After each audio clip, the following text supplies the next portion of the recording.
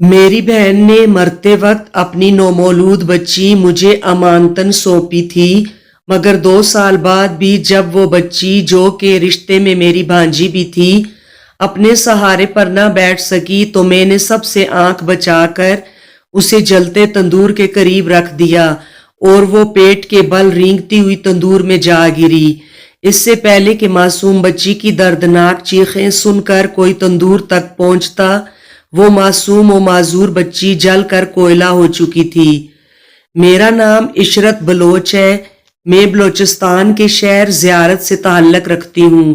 میرے والد صاحب خشک میوہ جات اور گرم کپڑے کی امپورٹ ایکسپورٹ کا کاروبار کرتے ہیں۔ ہمارا شمار زیارت کے امیر ترین گھرانوں میں ہوتا ہے۔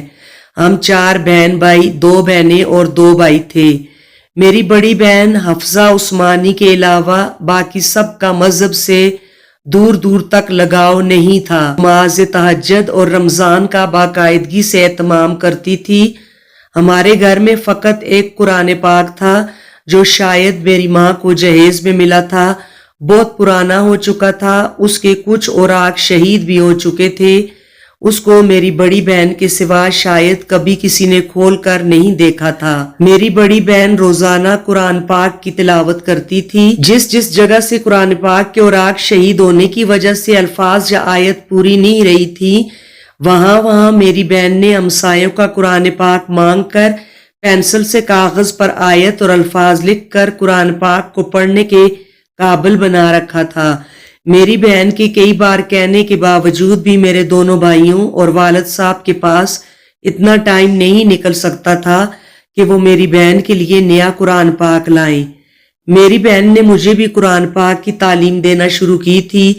ایک بار میں نے قرآن پاک کی تعلیم فقط اس وجہ سے نہ لی کہ مجھے ڈرامہ دیکھنا تھا، تو تب پہلی بار میری بہن نے مجھے تھپڑ مارا اور میری بہن کے اس تھپڑ کی میں نے جا کر ماں کو شکایت کی تو میری ماں نے آ کر میری بہن پر جوتوں کی بارش کر دی۔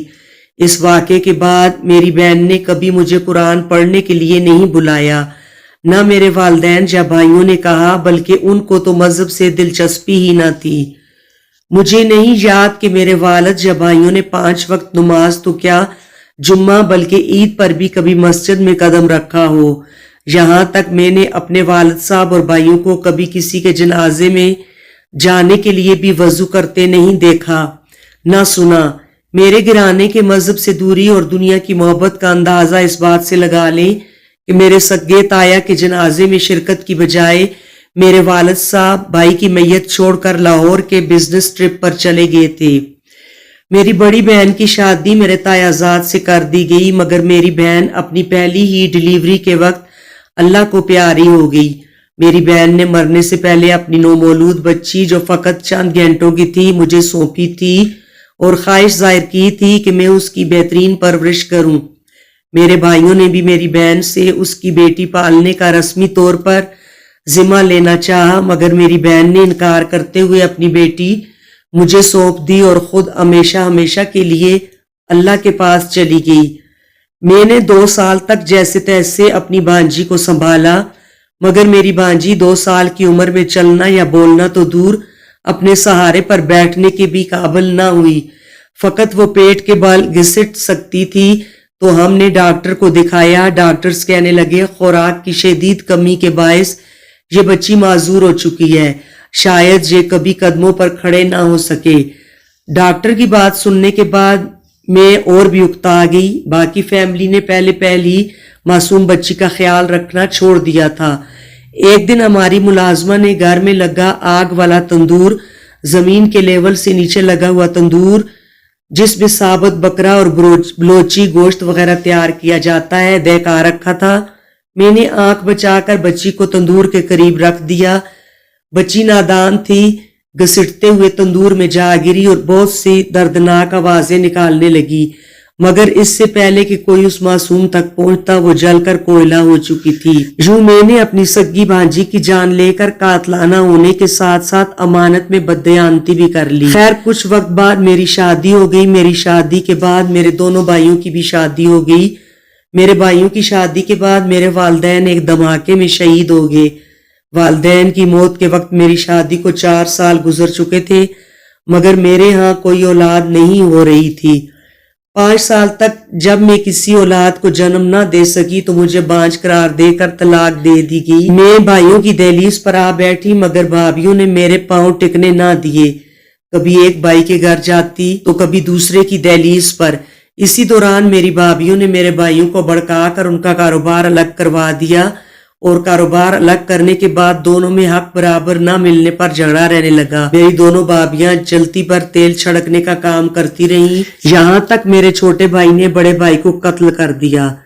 बड़े भाई की बीवी ने छोटे पर केस कर दिया। छोटा भाई गिरफ्तार होकर जेल चला गया जहां उसे उम्र कैद की सजा सुनाई गई।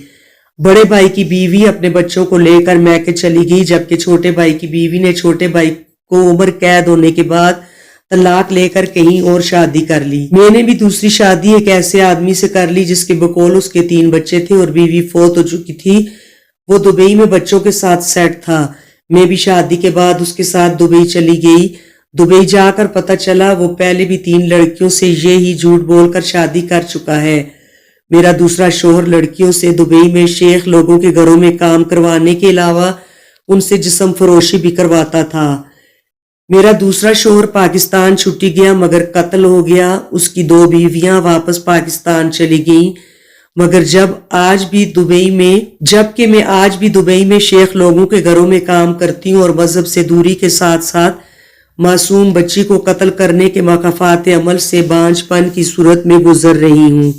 मैं कई बार अरबी लोगों के हाथों जिनसी इस्तेहसाल का शिकार हो चुकी हूँ। मैं नौजवान नस्ल को पैगाम देना चाहती हूँ कि दीन इस्लाम से दूरी अपने आप को अजाब देने के मुतरादिफ है।